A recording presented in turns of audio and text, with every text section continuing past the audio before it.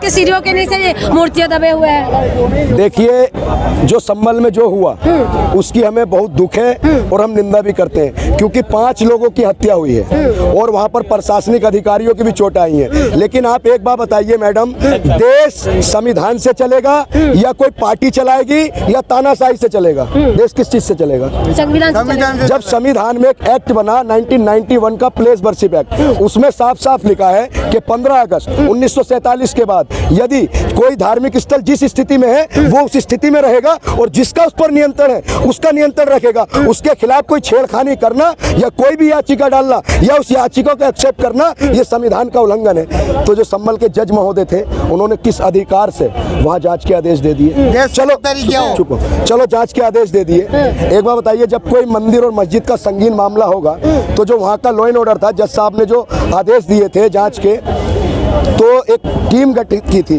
तो उस टीम के साथ वो भीड़ कौन सी थी जो माहौल को उग्र कर रही थी? फिर दूसरी तरफ से पत्थर चल जाते हैं। मैं ये नहीं कह रहा हर समाज गलत है, हर समाज में 2 से 5% लोग गलत हैं, चाहे वो कोई भी समाज हो। कि ये संभल में जो हो रहा है वो गलत है, और जो बांग्लादेश में हो रहा है वो भी गलत है, जो इजराइल में और फिलिस्तीन में हो रहा है वो भी गलत है। हम हत्याओं का समर्थन नहीं करते और हत्याओं पर जश्न नहीं मनाते। आज वो लोग जो मणिपुर जला तब उनके लफ्ज नहीं खुले, जो बेटियों को नंगा घुमाया गया, बहन बेटियों के बलात्कार किए गए, तब उनको ध्यान नहीं आया। तो मैडम, ये राजनीति है और भाजपा सिर्फ धर्म के आधार पर देश को बांटने की राजनीति कर रही है। तमाम देश के लोगों को ये सोचना होगा कि धर्म पर राजनीति नहीं करनी है। ये बताइए, जम्मा मस्जिद के नीचे कह रहे हैं मूर्तियां दबे हुए हैं। अरे मैडम, जहाँ हम यहाँ पर खड़े हैं ना, यहाँ भी कुछ न कुछ होगा। तो भारत खोदो योजना चल रही है, दुनिया खोद कर केमिकल निकाल रही है, रसायन निकाल रही है, सोना निकाल रही है, चांदी निकाल रही है, पेट्रोल निकाल रही है, तमाम तरह की एटम पावर निकाल रही है। और हमारे देश के लोग जमीनों के नीचे से धार्मिक स्थल खोज रहे हैं। इससे बड़ी शर्म की बात नहीं होगी। संविधान को ताक पर रखकर, देश के कानून को ताक पर रखकर। एक बात बताइए, बाबर और औरंगजेब ने किया है तो अभी तो उसका बदला लेना है ना? अच्छा मैडम, एक बात बताइए, अगर बाबर आक्रमणकारी था, ठीक है, अगर बाबर ने अपनी सत्ता रहते मंदिरों को तोड़कर मस्जिदें बनाई, बाबर गलत था? अगर आज भाजपा सत्ता में है और ये भी मंदिर मस्जिदों को तोड़कर मंदिर बनाएगी, तो फिर बाबर में और भारतीय जनता पार्टी की सरकार में क्या अंतर है बताइए आप? अगर मैं गलत हूँ तो मेरा बेटा भी गलत करेगा।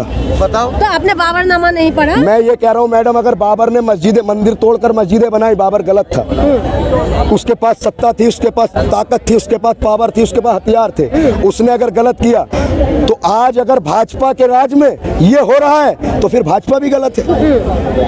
अब आपने अजमेर दरगाह का जिक्र सुना, 800 साल पहले वहाँ दरगाह थी, वहाँ एक छोटा सा गाँव था अजमेर, वहाँ आसपास कुछ नहीं था। ये बताइए, लोग क्या इतने पागल थे कि मंदिर को तोड़कर दरगाह या मस्जिद बनाएंगे?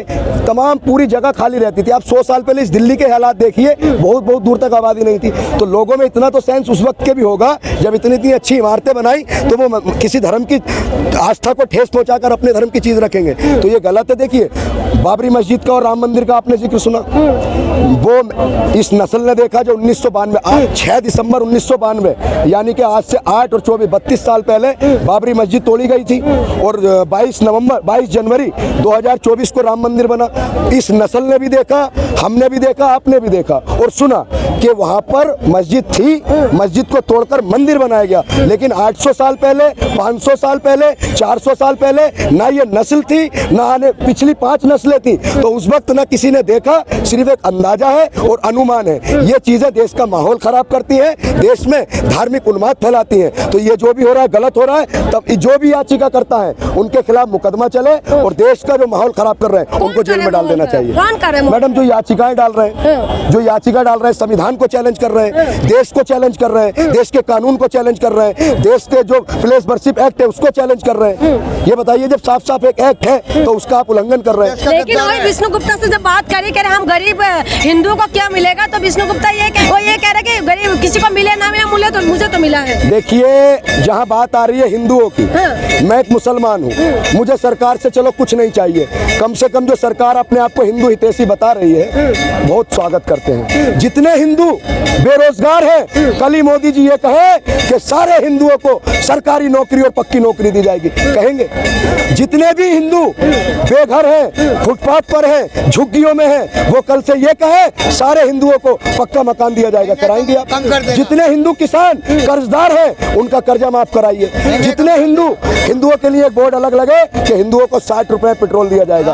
ये सरकार की दलाली और चाटुकारिता करके जो हिंदुओं को और देश को ठलने का काम आप जैसे मीडिया ने, गोदी मीडिया ने, दलाल मीडिया ने और देश की जनता को और हिंदुओं को ठगने का काम भारतीय जनता पार्टी कर रही है। किसान फिर से आ गए हैं, एक बार कह रहे हैं कि दिल्ली कोच करने वाले हैं। बार बार बॉर्डर में किसान आ जाते हैं, क्यों ऐसा हो रहा है बार बार? देखिए, जब कहते हैं कि तानाशाही अपने चरम पर हो और अंधी और बहरी सरकार हो, तो जब हम अपने लोकतांत्रिक अधिकार से जब अपनी मांगों के लिए हम प्रोटेस्ट करते हैं, प्रोटेस्ट करने का अधिकार हमें संविधान देता है, कोई सरकार हमें नहीं रोक सकती, जो हमारा फंडामेंटल राइट्स है। लेकिन जिस दिन से भाजपा सरकार बनी है, किसानों की जो नाराजगी है वो जग जाहिर है। गाजीपुर बॉर्डर पर किसान 1 साल बैठे रहे, उसमें 700 किसान शहीद हो जाते हैं। और पूरे देश में अभी आपने 1 साल पहले देखा, हरियाणा के जो किसान थे, पंजाब के जो किसान थे, उनको बैरिकेड कर कर और उनके रास्तों में जो कीले लगाने का काम किया वो भारतीय जनता पार्टी ने किया। और जो किसान अपनी मांगों को लेकर प्रदर्शन कर रहे हैं और उन पर लाठीचार्ज हो रहा है, उन पर बल प्रयोग किया जा रहा है, उन पर आंसू गैस के गोले छोड़े जा रहे हैं,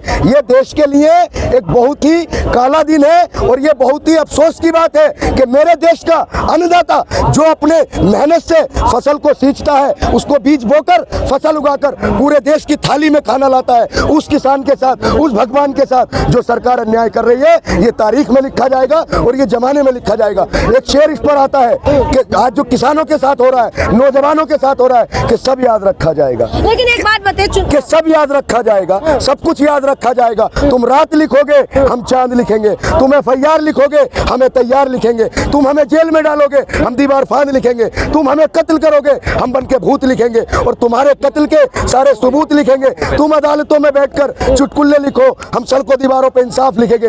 अंधे भी पढ़ ले इतना साफ लिखेंगे, बहरे भी सुन ले इतनी जोर से बोलेंगे। मोदी जी, तुम काला कमल लिखोगे, हम लाल गुलाब लिखेंगे। तुम जमीन पर जुल्म लिखोगे, आसमान पर इनकलाब लिखा जाएगा। सब याद रखा जाएगा, सब कुछ याद रखा जाएगा। तुम्हारी लाठी और गोलियों से हम डर जाए, ये मंजूर नहीं। सच क्या है, एक दिन हमारे और किसानों के खून से लिखा जाएगा, सब याद रखा जाएगा। लेकिन एक बार बताइए, चुनाव से पहले किसान आ जाते हैं। मैडम एक बात बताइए, आप कहाँ का चुनाव है? चुनाव तो देखिए हमारे देश में, यूपी चुनाव से पहले आ गए। देखिए दिल्ली के चुनाव पे किसान को कोई इफेक्ट ही नहीं है। दिल्ली में चंद बहुत छोटे से राज्य है और यहाँ पे किसान बहुत कम है। तो देखिए किसानों का जो मसला है वो उत्तर प्रदेश है, मध्य प्रदेश है, राजस्थान है, तमाम देश का किसान जो आज सरकार से मोदी सरकार ने दिया, तो फिर किस आइए सर एक बात बताइए, सुनिए, अगर मुझे केवल विपक्ष का मैं सर की बात पर आ रहा हूँ।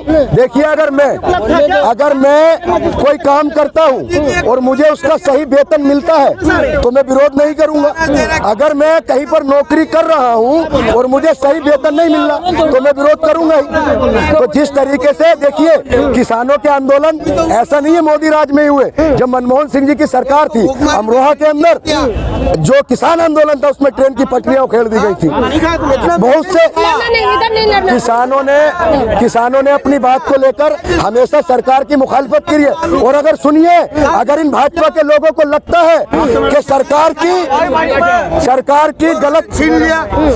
की गलत नीति का विरोध करना बगावत है, तो मैं आपके चैनल के माध्यम से कहता हूं, मैं बगावत करने को तैयार हूं। मैं बागी हूं इस दौर के रस्म रिवाजों से, इन तख्तों से, इन ताजों से जो जुल्म की कोख से जनते हैं, इंसानी खून पे पलते हैं, इन जालिम, इन बदकारों से, इन जुल्म के पहरेदारों से मैं बागी हूं। जो चाहे हम पर जुल्म कर लो, मेरे हाथ में हक का झंडा है, मेरे सर पे मौत का फंदा है। मैं मरने से क्या डरता हूं, मैं मौत की खातिर जिंदा हूं। मेरी मौत का सूरज चमकेगा जब बच्चा बोलेगा मैं बागी हूं। वो महलों में जो रहते हैं, जो महलों में बैठे हैं और बात गरीब की कहते हैं, इन जुल्म के पहरेदारों से मैं बागी हूं। हम अपने हक की बात हमेशा कहेंगे। हम सरकार की गलत नीति का विरोध करेंगे। हम बाबा साहब अम्बेडकर की धरती से हैं, हम गांधी जी की धरती से हैं, हम अशफाकुल्लाह खान की धरती से हैं, हम बिस्मिल की धरती से हैं। ये लोग जो भाजपा सरकार की गलत नीति का समर्थन करता है, ये लोग इंसान है ही नहीं। जिस व्यक्ति के अंदर जो कत्लों पर, जो हत्याओं पर जश्न मनाते हैं, इन लोगों के अंदर अंदर मानवता नहीं। मेरी नज़र में सबसे बड़ा धर्म है वो मानवता का धर्म है, वो इंसानियत का धर्म है। एक बात बताइए, जब मानवता नहीं रहेगी, इंसानियत नहीं रहेगी, लोग मारे जाएंगे तो क्या फ़ायदा धर्म बचाने।